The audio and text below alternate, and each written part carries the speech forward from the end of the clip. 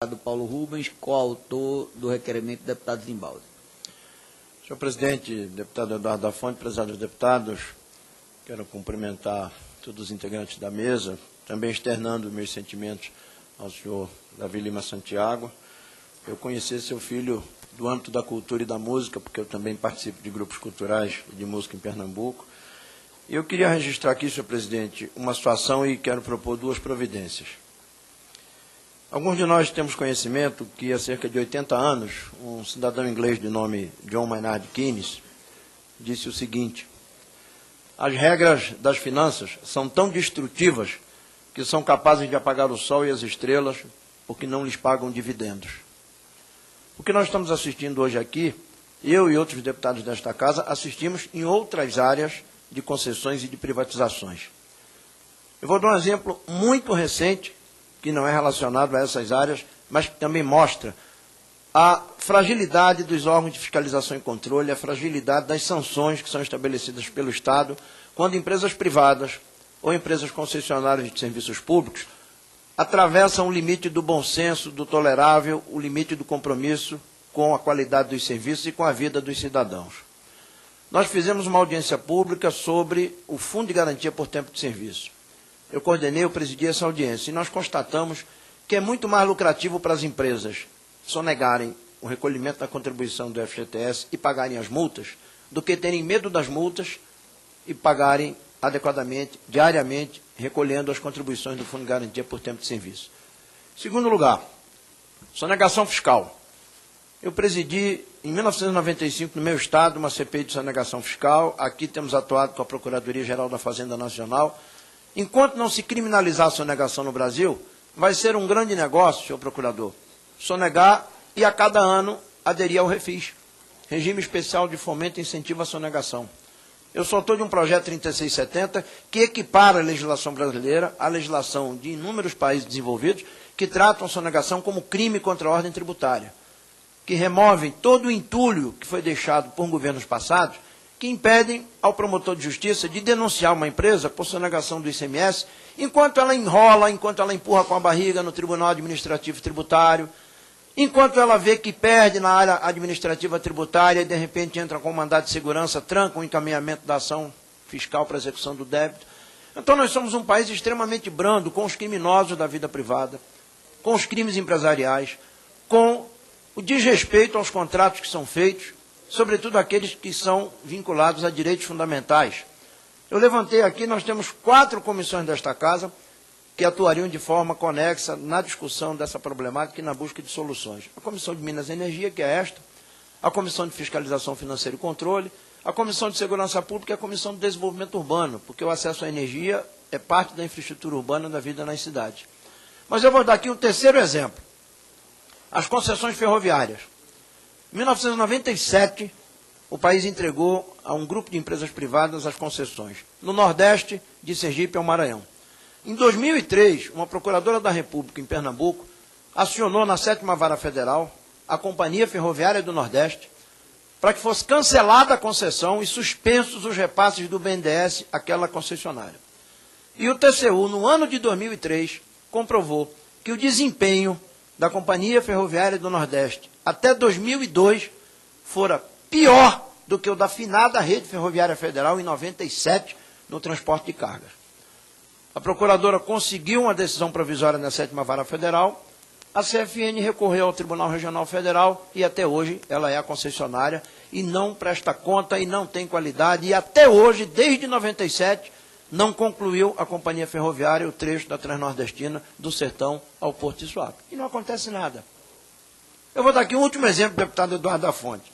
O setor de combustíveis, esse mais antigo. Quando quebrou-se o monopólio da distribuição do petróleo, retirando-se da Petrobras essa primazia, o que é que se prometeu ao país? Mais concorrência, melhor preço, mais qualidade. Eu participei de 2 CPIs, uma em Pernambuco e outra aqui no Congresso. E o que é que nós vimos? Em nome da concorrência, não houve concorrência. O que houve foram os cartéis e as empresas fantasmas. Segundo, os preços astronômicos. E o terceiro, um sistema criminoso nacional de adulteração de combustíveis. Mas o que é que se prometeu? A mesma coisa que se prometeu ao setor de energia. O professor doutor Heitor Scalambrini Costa, professor titular da Universidade Federal de Pernambuco, acaba de publicar um artigo intitulado "E a CELP, hein?", que revela que em 5 ou 6 anos depois do início das operações, o lucro foi tão exorbitante que a empresa já tirou o que pagou pela concessão. Então, a minha proposta, senhor presidente, porque não adianta ficar fazendo apelo aqui, nós estamos discutindo vidas humanas. Não adianta ficar responsabilizando as outras companhias, porque o poste, porque o cara bebeu, barrou no poste, porque isso, porque aquilo, isso é conversa para boi dormir. Eu quero saber como é que se chega a esse número de mortes sem que a companhia tome as devidas providências. Bastaria-nos uma morte, uma única vida humana, para que nós já discutíssemos a qualidade dessa concessão e a prerrogativa de que ela fosse revista. Nós temos que propor, essa é a proposta que eu quero aqui compartilhar e encabeçar com os senhores deputados, a Comissão de Fiscalização Financeira e Controle, um projeto de fiscalização financeira e controle em cima da ANEEL.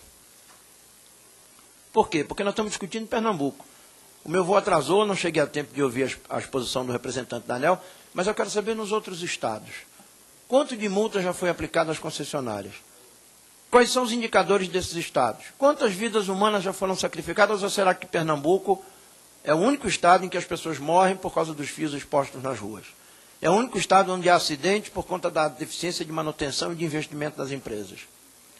Então, nós vamos assinar um PFC na Comissão de Fiscalização Financeira e Controle para abrirmos um projeto de fiscalização financeira e controle em cima da ANEEL. Segundo, eu quero encabeçar com Vossa Excelência a CPI das concessionárias de energia. Sei que é uma questão muito difícil, porque há muitos interesses em jogo. Infelizmente, nós temos deputados e deputadas nesta casa, senadores no Senado da República, que têm laços com grupos empresariais, com acionistas, com escritórios. Vão para o inferno, não me interessa. O que me interessa aqui é nós exercermos a nossa atribuição de fiscalização da administração direta, indireta e das concessões. Não dá para nós fazermos uma audiência e o senhor Luiz Antônio, poderia ser João, Maria, José, Severino, a questão não é aqui no âmbito pessoal, vir aqui dar as explicações que dá, pega o avião, daqui a pouco vai embora. Vai embora. E quem é que audita a concessão? Quem é que audita as margens razoáveis daquilo que é devido à concessão pela oferta de energia e quanto é investido na preservação, quanto é investido na manutenção, quanto é investido na prevenção de acidentes? Porque os números que Vossa Excelência referiu-se aqui, nós não temos o balanço em mãos, mas demonstram o quê? Uma supremacia absoluta da distribuição do lucro para os acionistas. Mesmo sendo praças, rede de iluminação pública, responsabilidade dos municípios, nós devemos ter um sistema integrado. Ou o que prevalece é a política de Pôncio Pilatos. Lavam-se as mãos. O problema não é meu. O problema é que o cara botou um gato para botar uma fritadeira de batata na praça, lá no Parque 13 de Maio. É o sujeito que botou um parquinho de diversão lá em Ponte dos Carvalhos, no Cabo, então ele botou lá uma gambiarra. O problema não é meu. E o lucro entrando. E o lucro entrando. Isso é feito concessão de tarifa de passagem de ônibus. Quanto mais gratuidade se dá, alguém na ponta vai pagar a conta. Alguém paga a gratuidade, porque as empresas, o santo padroeiro delas não é São Francisco de Assis. Não é. É outro. É o São Capital. É o santo da acumulação. Então, eu quero declarar, senhor presidente, que nós não podemos repetir aqui a falência do sistema de controle da conta fundo de garantia, onde as multas não resolvem o problema da sonegação. Nós não podemos repetir aqui o problema dos sucessivos projetos de refinanciamento da sonegação fiscal, o refis. Aqui já teve refis da crise, refis do pacto, refis disso, refis daquilo. E sonegar é mais lucrativo do que pagar multa e juro à Receita Federal.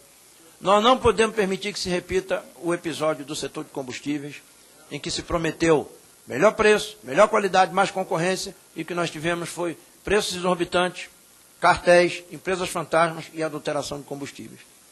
E, por fim, nós não podemos permitir que fiquemos aqui assistindo aos órgãos que têm a atribuição nacional e dos estados. Vejam bem, nós estamos aqui tratando de uma matéria que é submetida a dupla fiscalização. É o professor Heitor Scalambrini Costa que está me ligando aqui. Estou na audiência, Heitor. Submetidos a uma dupla fiscalização das agências reguladoras dos estados e da ANEEL. Ou seja, é muita gente para fiscalizar e dá no que dá, né?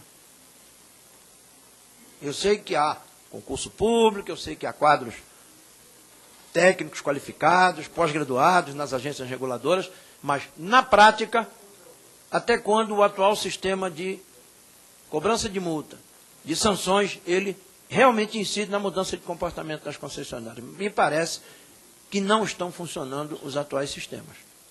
Então, nós vamos encabeçar uma proposta de uma comissão parlamentar de inquérito das concessionárias, antes que mais 2, 4, 8, 16, 32, múltiplo de 2, mais pessoas morram ou venham a ser vitimadas por esses acidentes, porque hoje é Pernambuco, amanhã pode ser a concessionária, depois pode ser a do Pará, depois pode ser a do Goiás, depois do Tocantins, depois de São Paulo, depois do Paraná, e nós vamos colocar aqui uma tabelinha, feito o náufrago que pegou o pé de coqueiro lá, e o pé de coco, e ficou marcando quantos dias ele estava naufragado na ilha. Mais uma morte, mais 2, chama. Daqui a pouco a gente está com a maior densidade de audiência pública por morte no setor elétrico no Brasil. E não é para isso que nós estamos aqui. Então, me parece que nós viramos uma página lamentável, vidas humanas se perderam, porque as empresas que têm a responsabilidade, inclusive é bom lembrar que um dos sócios do Grupo Neoenergia é a Previ, né? Fundação de Previdência do Banco do Brasil. E é triste ver que uma instituição que representa o direito previdenciário de trabalhadores esteja envolvida como sócio de uma empresa, respondendo também como sócio por esse mesmo comportamento. Por esse mesmo comportamento. Então eu quero aqui ter o apoio dos deputados. Vamos propor a Comissão de Fiscalização Financeira e Controle no PFC na ANEEL, já que não podemos propor nas agências estaduais reguladoras, e vamos propor uma comissão parlamentar de inquérito para as concessionárias de energia de todo o Brasil. A ANEEL vai nos ajudar muito com os relatórios de desempenho, das multas, as metas, porque essa coisa de fazer concessões para 20, para 25, para 30 anos, e depois que se faz a concessão, considera-se um mito se rever uma concessão que foi entregue a um grupo privado. Nenhuma concessão é dogma. Concessão é uma forma de se prestar serviço de qualidade à população. No momento em que as concessões começam a responder muito mais aos interesses da acumulação dos sócios das empresas concessionárias do que ao bem-estar da população e à qualidade dos serviços, eu não vejo motivo para que se coloque a concessão como a Capela Sistina do Vaticano, em Roma. Então é isso que eu quero propor, senhor presidente. Nós vamos começar a encaminhar isso. Obrigado.